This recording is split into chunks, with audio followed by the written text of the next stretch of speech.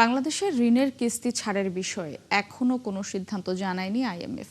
ওয়াশিংটনে সংস্থাটির উপব্যবস্থাপনা পরিচালক নাইজেল ক্লার্কের সঙ্গে বৈঠক শেষে অর্থমন্ত্রী আমির খসরু মাহমুদ চৌধুরী বলেছেন, আইএমএফের সাথে দেন দরবারে কয়েকটি বিষয় সমাধান হয়নি। আগামী 2 সপ্তাহে আলোচনার মাধ্যমে সেগুলো মীমাংসার চেষ্টা করা হবে বলেও জানান তিনি। বিস্তারিত প্রতিবেদনে। আন্তর্জাতিক মুদ্রা তহবিল আইএমএফের সাথে বাংলাদেশের $5.5 বিলিয়ন ঋণ কর্মসূচি চলছে।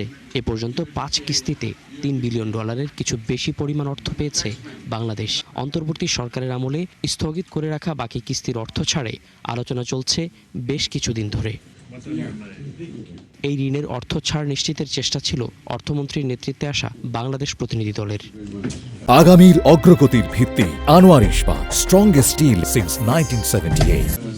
বৈঠকের পঞ্চম দিনে আইএমএফের উপব্যবস্থাপনা পরিচালক নাইজেল ক্লার্কের সঙ্গে বৈঠকেও গুরুত্বের সাথে আলোচনা হয় ঋণের কিস্তি ছাড়ের বিষয়টি।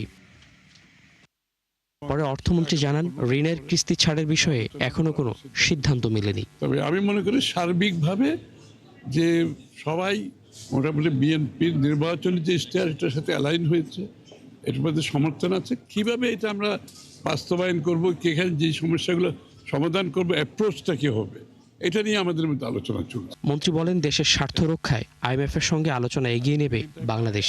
আইএমএফ এর সাথে যে আলোচনাটা সেটা অব্যাহত থাকবে, কারণ আমরা অনেকগুলো ইস্যু সলভ করেছি, কয়েকটা ইস্যু এখন আলোচনার মধ্যে আছে। সেটা আমরা আগামী 15-20 দিনের মধ্যে এই ইস্যুগুলো আলোচনার মাধ্যমে সমাধান করার চেষ্টা করছি। এবারের বসন্তকালীন বৈঠকের আলোচনাগুলোতে বাংলাদেশকে বিভিন্ন খাতে সংস্কার এগিয়ে নেওয়ার স্পষ্ট বার্তা দিয়েছে আইএমএফ। সুফিয়ান ফারাবী, ৭১, ঢাকা।